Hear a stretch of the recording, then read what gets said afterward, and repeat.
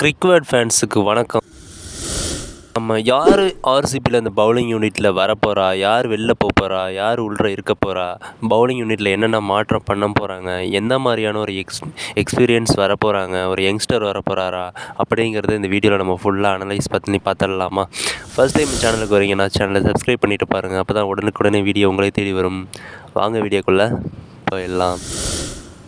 ஃபஸ்ட்டுங்க, ஆர்சிபியில் என்ன மாதிரியான ஒரு பவுலிங் வச்சுருக்காங்க அப்படிங்கிறது நம்ம எல்லாருக்குமே தெரிஞ்ச ஒரு விஷயந்தான். ஆர்சிபி பவுலிங் யூனிட்டில் இப்போ என்ன பிரச்சனை அப்படின்னா எஸ் தயால். ஆமாங்க, எஸ் தயாலோட அவைலபிலிட்டி அவங்கள ரீட்டைன் பண்ணாங்க. ரீட்டைன் பண்ணதும் ஒரு குரூப் சொன்னாங்க, இல்லை ப்ரோ அவர் விளையாடுவார், ரீட்டைன்லாம் பண்ணியிருக்காங்க அப்படின்ட்டு. இன்னொரு குரூப் அவர் விளையாட மாட்டார் அப்படிங்கிற மாதிரி இன்னொரு குரூப் சொல்லிக்கிட்டு இருந்தாங்க. இப்போ என்ன ஆயிருக்குன்னா, அவர் யூபியில் விளையாடுறதுல, டொமஸ்டிக்கில் இந்த மாதிரி எந்த ஒரு அசோசியேஷனில் கிரிக்கெட்லேயுமே அவர் விளையாடுறதே கிடையாது. பிகாஸ் அவரை பேன் பண்ணியிருக்காங்க. கண்டிப்பாக ஆட போகிறது 95% சான்சஸ் கிடையாது.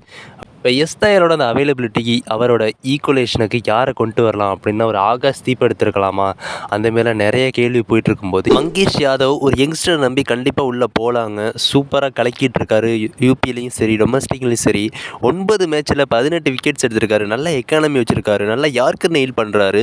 நல்லா ஸ்லோ ரன் போடுறாரு. அந்த லைன் அண்ட் லென்த் பால் போடுறாரு. விக்கெட்ஸ் எடுக்கிறாரு. அண்ட் பேட்டிங்கும் பண்ணுறாரு.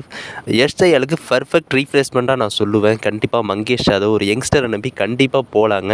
ஏன்னா பின்னாடி பேக்கில் பார்த்தீங்கன்னா அந்தளவுக்கு ஒரு இந்தியன் ஃபேஸர் ஃபாஸ்ட் பவுலர் யாருமே இல்லைங்க. ரசிக்தார் சலாம் இருக்கார். பட் ஓவராக 2 லீக் பண்ணுறாருங்க. என்ன கேட்டிங்கன்னா, நான் ரசிக்தார் சலாமை விட மங்கேஷ் யாதவுக்கு நான் போவேன். ஏன்னா பர்ஃபெக்ட் ரீப்ளேஸ்மெண்ட் எஸ் தயால். சூப்பராக அந்த எக்கானமியை கொண்டு வந்திருக்காரு. நல்ல ஒரு ரெக்கார்ட் வச்சுருக்காரு நம்ம மங்கேஷ் யாதவ். ஓகேங்களா? கண்டிப்பாக ஒரு யங்ஸ்டரை நம்பி நம்ம போகலாம். ஆனால் என்ன பண்ண போகிறாங்க நம்ம டீம் ஆர்சிபி அப்படிங்கிறத நம்ம வெயிட் பண்ணி தான் பார்க்கணும். அவங்களோட கால் எப்படி இருக்க போகுது, நம்ம எஸ் தயால் ரிட்டன் வரதுக்கான வாய்ப்புகள் இருக்கா, இல்லை இவர் தான் கண்டிப்பாக ஆட போகிறாரா, இல்லை எஸ் தயாலுக்கு ரீப்ளேஸ்மெண்ட் வேறு யாரும் வச்சுருக்காங்களா, இல்லை ரசிக்தார் சலாம் உள்ளே வர வாய்ப்பு இருக்கா அப்படிங்கிறது எல்லா விஷயத்தையுமே நம்ம வெயிட் பண்ணி தான் பார்த்தாகணும். என்ன வேணாலும் நடக்கலாம். எல்லாமே டீம் எடுக்கிற முடிவு தாங்க.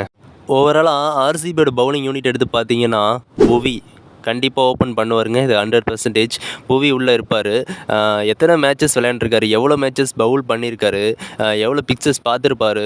கண்டிப்பாக ஒரு எக்ஸ்பீரியன்ஸுங்க. சப்போஸ் எனி டைம் அடி வாங்கினா கூட அந்த எக்ஸ்பீரியன்ஸ் பேசும் அப்படின்னு சொல்லுவாங்கள்ல, அதை வச்சு அவங்க கண்டிப்பாக கம்பேக் கொடுத்துருக்காருங்க. நிறைய மேட்சஸ் இதுமாரி நிறையா செஞ்சு காமிச்சிருக்காரு நம்ம புவி. அதே மாதிரி ஒரு இந்தியன் லைனப்பில் பார்த்தீங்கன்னாக்கா, நம்ம புவிக்கு அடுத்து ஒரு மங்கேஷ் யாதவ் இருக்கார். இவங்க 2 பேர் தான் இந்தியன் ஓப்பனராக வர போகிறாங்க. இவருக்கு கீழே பார்த்தீங்கன்னா ஹேசிலுட்டை சுற்றி தான் அந்த ஆர்சிபியோட மொத்த பவுலிங் யூனிட்டுமே கட்டமைக்கணும்.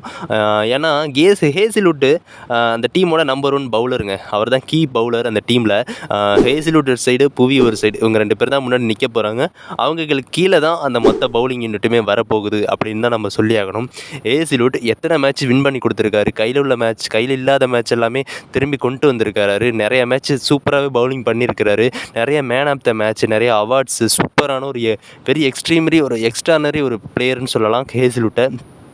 ஜாஸ் ஹேசிலுட் ஒரு ஆர்சிபி கிடச்ச ஒரு வரன்னு தான் சொல்லி ஆகணும். ஒரு ஜெம்முங்க ஆர்சிபிக்கு. ஆக்சுவலாக அவர் ஆஸ்திரேலியா கிளம்பி போயிட்டாருங்க. நார்மலாகவே இந்தமாரி ஐபிஎல் டைமில் அவர் வேறு டீமில் இருக்கும்போதெல்லாம் ஆஸ்திரேலியா போனாருன்னா ரிட்டர்ன் வரமாட்டார். ஆனால் ஆர்சிபி டீம் மேலே அவர் வச்ச நம்பிக்கை, ஆர்சிபி டீம் இவர் மேலே வச்ச நம்பிக்கை, இது எல்லாமே தாங்க திரும்பி அவரை வர வச்சுது. வந்தார், ஃபைனல் ஆடினார், கப்பை வாங்கி கொடுத்தாரு, மேட்சை முடிச்சுட்டு கப்பு வாங்கி கொடுத்து போய்கிட்டே இருந்தார். அதாங்க ஜாஸ் ஹேசிலுட்டை ரீட்டைன் பண்ணாங்க. பக்காவான ஒரு பிளேயரு.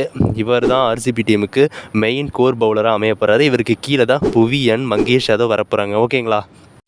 தென் ஆர்சிபியோட பவுலிங் யூனிட்டில் இன்னொரு ஃபாரின் ஸ்டார்ட் பார்த்தீங்கன்னாக்கா, நுவன் துஷாரா சூப்பராகவே கலக்கிட்டு இருக்காரு. நல்ல ஒரு பவுலிங் போடுறாரு, குட்டுங்க. ஆனால் நான் ஜேக்கப் டஃபிக்கு தான் போவேன்.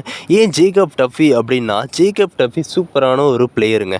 அவர் நியூசிலாந்தில் கலக்கிட்டு இருக்காரு. கிட்டத்தட்ட ஒரு கேலண்டர் இயர், ஒரு வருஷத்தில், ஒரு குறிப்பிட்ட வருஷத்தில் 81 விக்கெட்ஸ் எடுத்திருக்காருங்க. இந்த லிஸ்ட்டில் செகண்டில் பார்த்தீங்கன்னா நம்ம இந்தியாவை சேர்ந்து ஜஸ்பிரீத் பும்ரா தான் இருக்கார். 86 விக்கெட்ஸ் எடுத்திருக்காரு. பட் இந்த இயரில் டாப்பில் இருக்கிறது நம்ம ஜேக்கப் டஃபிங்க. சூப்பரான விக்கெட் டேக்கராகவே இருக்கார்.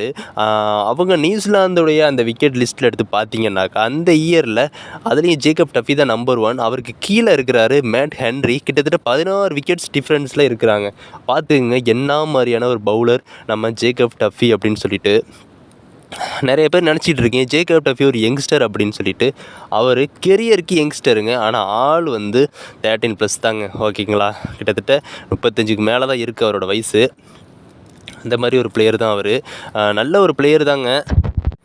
ஜேக்கப் டஃபியை நிறைய பேருக்கு தெரிஞ்சிருக்காது. ஏன்னா அவர் நியூசிலாந்தில் list A cricket and New Zealand main team கிரிக்கெட்லலாம் சூப்பராக கலக்கிட்டு இருக்கிறதுனால தான் இப்போ தான் ஜேக்கப் டஃபியை நிறைய பேருக்கு தெரிஞ்சிருக்கு. ஓகேங்களா, அவரோட அந்த விக்கெட் டேக்கராக இருக்கட்டும், சூப்பராக அந்த நியூ பால்லையும் சரி டெத் ஓவர்லேயும் சரி சூப்பராக கலக்கிட்டு இருக்கக்கூடிய பிளேயர்ஸ்லாம் ரேருங்க. அதில் சூப்பராக பண்ணிகிட்டு இருக்காரு ஜேக்கப் டஃபி. என்னோட ப்ரெடிக்ஷன் கேட்டிங்கன்னா கண்டிப்பாக ஜேக்கப் டஃபி டீமுக்குள்ளே இருக்கணுங்க. ஜேக்கப் டஃபி அண்ட் ஏசிலுட் இவங்க 2 பேரும் அந்த ஃபாரின் ஸ்லாட் அவைலபிலிட்டியே இருக்கணும். கண்டிப்பாக டாப் ஆர்டர் எப்படி நீங்கள் கேட்டிங்கனாலும் 4 ஃபாரின் ஸ்லாட் தானே ப்ரோ, எப்படி நீங்களை கொண்டு வருவீங்க அப்படின்னு நீங்கள் கேட்கலாம்.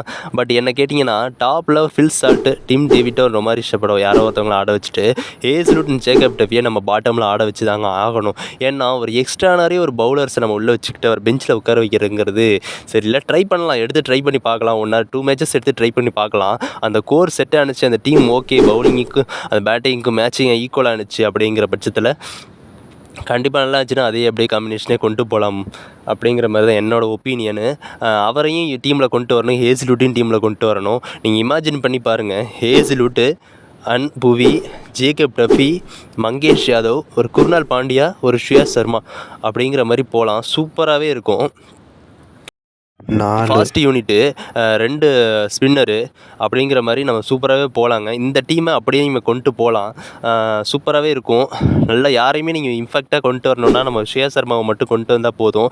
நம்ம ஜேக்கப் டஃபியை நம்ம மெயின் லெவல்லே ஆட வைக்கலாங்க. அந்த மாதிரியான ஒரு பிளேயர் தான் நம்ம ஜேக்கப் டஃபி. இப்போது பவர் பிளேயில் பார்த்தீங்கன்னாக்கா ஒரு ஜேக்கப் டஃபியோ ஒரு புவியோ யூஸ் பண்ணலாங்க. இப்போ 1லேருந்து 6க்குள்ளே ஜேக்கப் டஃபி அண்ட் புவியை நம்ம யூஸ் பண்ணலாம். 6லேருந்து 12க்குள்ளே பார்த்தீங்கன்னாக்கா ஒரு ஏசிலுட்டு, ஒரு மங்கேஷ் யாதவை யூஸ் பண்ணலாம்.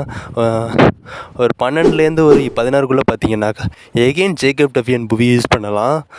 இடையிலேயே நம்ம ஸ்ரேயாஸ் சர்மா, குர்னால் பாண்டியா ரொட்டேட் பண்ணலாம். அண்ட் 16லேருந்து ஒரு 20க்குள்ளே death over specialist Mangesh Yadav and Jacob டஃபியை கொண்டு வரலாங்க ரிட்டன்.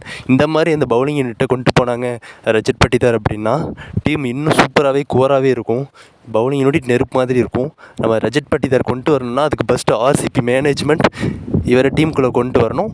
அது எப்படி அவங்க பண்ண போகிறாங்க அப்படிங்கிறத நம்ம வெயிட் பண்ணி பொறுமையாக பார்க்கலாம். ஓகே காய்ஸ், ஒரு பவுலிங் யூனிட்டை தான் நான் எதிர்பார்க்குறேன் ஆர்சிபி கிட்ட அப்படிங்கிற மாதிரி என்னோடய ப்ரெடிக்ஷன். உங்களோட ப்ரெடிக்ஷன் என்னங்கிறத நீங்கள் கமெண்டில் சொல்லுங்கள். இட்ஸ் வீடியோ காய்ஸ், அவ்வளோதான் வீடியோ. வேறு எந்த மாதிரி வீடியோ வேணுனாலும் சொல்லுங்கள், கமெண்டில் சொல்லுங்கள். அது மாதிரி நான் வீடியோ ரெடி பண்ணி போடுறேன். வீடியோ பிடிச்சிருந்துச்சுன்னா லைக் பண்ணி, ஷேர் பண்ணி, சப்ஸ்கிரைப் பண்ணி சப்போர்ட் பண்ணுங்கள். இதே மாதிரி வேறு ஒரு வீடியோவில் உங்களை வந்து சந்திக்கும் வரை உங்களை இந்த விடைபெறுவது உங்கள் கிரிக்கெட் தமிழ் விஜய்.